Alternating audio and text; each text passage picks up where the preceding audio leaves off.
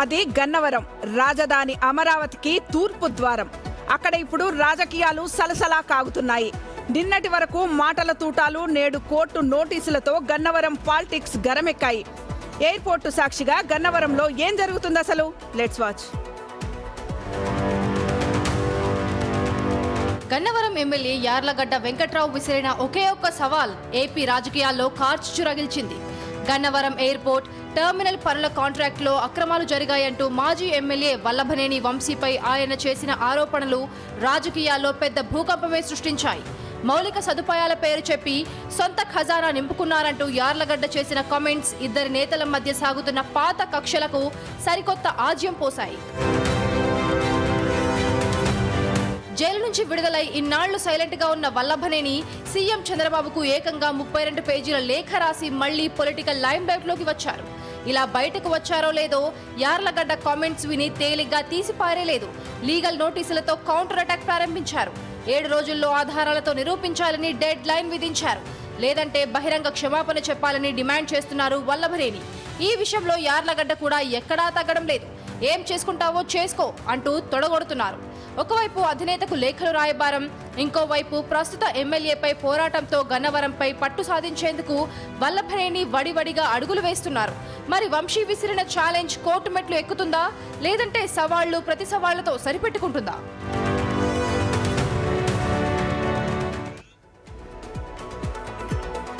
వల్లభనేని వంశీ మళ్ళీ యాక్టివ్ అయ్యారు. ఆల్మోస్ట్ ప్రభుత్వం ఏర్పడిన 2 ఏళ్ల తర్వాత నుంచి వల్లభనేని వంశీ చాలా సీరియస్గానే మళ్ళీ పాలిటిక్స్ చేస్తున్నారు. అందులో భాగంగానే చంద్రబాబు నాయుడుకి వరుసగా పోలవరం నీళ్లకు సంబంధించి కావచ్చు, గన్నవరం నియోజకవర్గ ప్రజలకు పలానా ఇష్యూస్ సమస్యలు ఉన్నాయంటూ లేఖలు రాయటం, అలాగే అవసరమైతే చంద్రబాబుని కలిసి వివరిస్తానంటూ ఇచ్చేయడం. అదే క్రమంలో యార్లగడ్డ వర్సెస్ వల్లభనేని వంశీ మధ్య ఈ లీగల్ ఫైట్, పరువు నష్టానికి సంబంధించిన అంశం, దీని అంతటిని బట్టి చూస్తే నెక్స్ట్ ఎలక్షన్కి మళ్ళీ గ్రౌండ్ ప్రిపేర్ చేసుకుంటున్నారు వల్లభనేని వంశీ అనేది చాలా స్పష్టంగా కనపడుతుంది. సో నిన్న మొన్నటిదాకా ఆయన జైల్లో ఉండొచ్చారు, రకరకాల కేసుల్లో, కిడ్నాప్ కేసుల్లో. జైలు నుంచి బయటకు వచ్చిన తర్వాత సైలెంట్ అయిపోతారేమో అని అనుకున్నారు అందరూ కూడా. మళ్ళీ యాక్టివ్గా ఉండడు.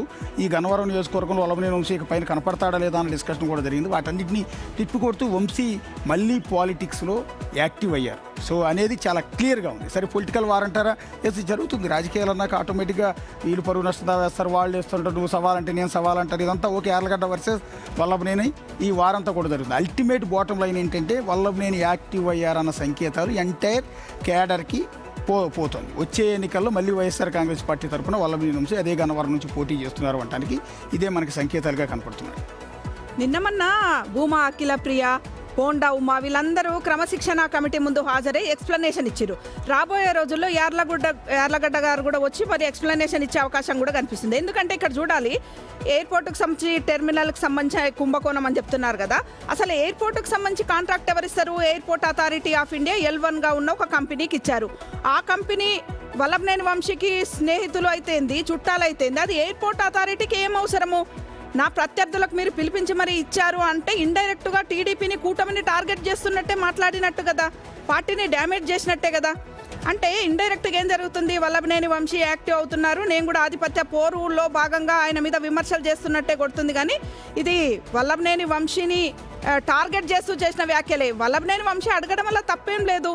కావాలనే ఇప్పుడు నాకు పరువు నష్టం దావా వేస్తా అని చెప్తున్నారు. ఈ నేపథ్యంలో ఇది పార్టీకి డ్యామేజ్ చేసే అంశంగానే పార్టీ చూస్తుందేమో అనిపిస్తుంది. ఒక పాయింట్ నేను యాడ్ చేస్తాను. గన్నవరం ఇంటర్నేషనల్ ఎయిర్పోర్ట్ ఎక్స్పాన్షన్కి సంబంధించిన కాంట్రాక్ట్ వర్క్ అనేది ఎవరో ఒకరు నామినేషన్ పద్ధతిలో ఇచ్చేది కాదు. అది టెండర్ వేశారు, 4-5 కంపెనీలు పార్టిసిపేట్ చేసి అందులో KMV అనే company airport authority of India L1గా ఉన్న ఆ కంపెనీకి ఆ టెండర్ ఇచ్చింది. అందులో లీగల్గానే అదంతా జరిగింది. ఇందులో రాష్ట్ర ప్రభుత్వం ఇన్వాల్వ్మెంట్ ఉండదు, వల్లభనేని వంశీ ఇన్వాల్వ్మెంట్ ఉండదు. సో అది యార్లగడ్డ వెంకట్రావుకు నచ్చకపోతే ఆయన బహిరంగంగా స్టేజ్ మీద చెప్పారు ఈ కాంట్రాక్ట్ ఎలా ఇస్తారు అనేది. అది తెలుగుదేశం ప్రభుత్వానికి, పార్టీకి కూడా ఇబ్బంది కలిగించే అంశం. లీగల్గా వచ్చిన టెండర్ KMV సంస్థను ఉద్దేశించి ఎవరికో ఆపాదించి నువ్వు నా శత్రువు కాబట్టి గత ఎన్నికలో నువ్వు ఆ పార్టీకి పనిచేసావు కాబట్టి నీకు టెండర్ ఇవ్వడానికి వీలు లేదు అనడం అనేది ఖచ్చితంగా నాట్ యాక్సెప్టబుల్. నాట్ యాక్సెప్టబుల్ అనేది నా ఉద్దేశం. ఎస్ రాజకీయాల్లో అధికార ప్రతిపక్ష పార్టీల మధ్య సవాళ్ళు ప్రతి సవాళ్ళు ఇప్పుడే కాదు, గత ఎలక్షన్స్ అప్పుడు లేదంటే గత అధికార పార్టీలు ఉన్నప్పుడు కూడా మనం కంటిన్యూగా చూసాం. కానీ ఇప్పుడు ఏమైపోతుందంటే ఒకరు యాక్టివ్ అవుతున్నారంటే నిజంగా ఇంతకుముందు అశోక్ గారు చెప్పిన విధంగా వల్లభనేని వంశీ ఆఫ్టర్ అరెస్ట్ తర్వాత చాలా సైలెంట్ అయిపోతారు. అండ్ హెల్త్ ఇష్యూ కూడా ఉంది. ఇదంతా ఉంచుకుని ఎందుకు ఆయన ఇట్లా ఇబ్బంది పెడుతోంది కూటమి సర్కార్ అని చెప్పి చాలా వచ్చాయి. కానీ ఆ తర్వాత ఆయన ఎక్కడా కనిపించలేదు ఆఫ్టర్ లాంగ్ బ్యాక్. ఈ తర్వాత ఇప్పుడే మళ్ళీ బయటకు రావడము, సీఎంకి లెటర్లు ఇవ్వడము, లేదా నేను సీఎంతో డైరెక్ట్గా కలుస్తా అంటే నిన్న మొన్న కూడా మనం మాట్లాడుకున్నాం.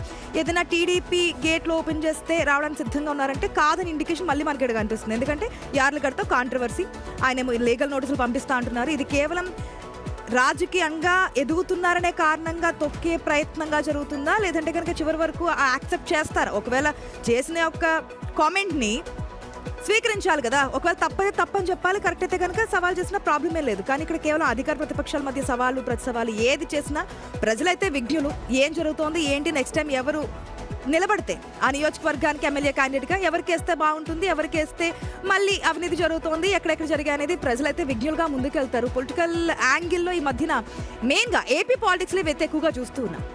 ఇప్పుడు కూడా ఒక లవ్ లెటర్ రాశారు వల్లభనేని వంశీ. ఇంట్రెస్టింగ్ ఏంటంటే మనం డిస్కస్ చేస్తున్నప్పుడే ఆ లెటర్ రాశారు. గన్నవరం నియోజకవర్గంలోని మెట్ట ప్రాంత రైతులకు విద్యుత్ పునరుద్ధరణ చేసినందుకు సీఎం చంద్రబాబు నాయుడుకి మాజీ ఎమ్మెల్యే వల్లభనేని వంశీ ధన్యవాదాలు చెప్పారు. వ్యవసాయ పంప్ సెట్లకు విద్యుత్ సరఫరా పునరుద్ధరణతో ఖరీఫ్ పంటలు ఎండిపోకుండా కాపాడినట్టు చెప్పారు. ఇది లేటెస్ట్గా ఇంకొక లెటర్. అండ్ నెక్స్ట్ ఈ సందర్భంగా ఒక క్వశ్చన్ రైజ్ అవుతుంది. వల్లభనేనికి లీగల్ నోటీసులు రాజకీయ ఒత్తిడేనా, లేదంటే కోర్టు వరకు వెళ్తాయా ఏంటనేది చూడాల్సి ఉంటుంది.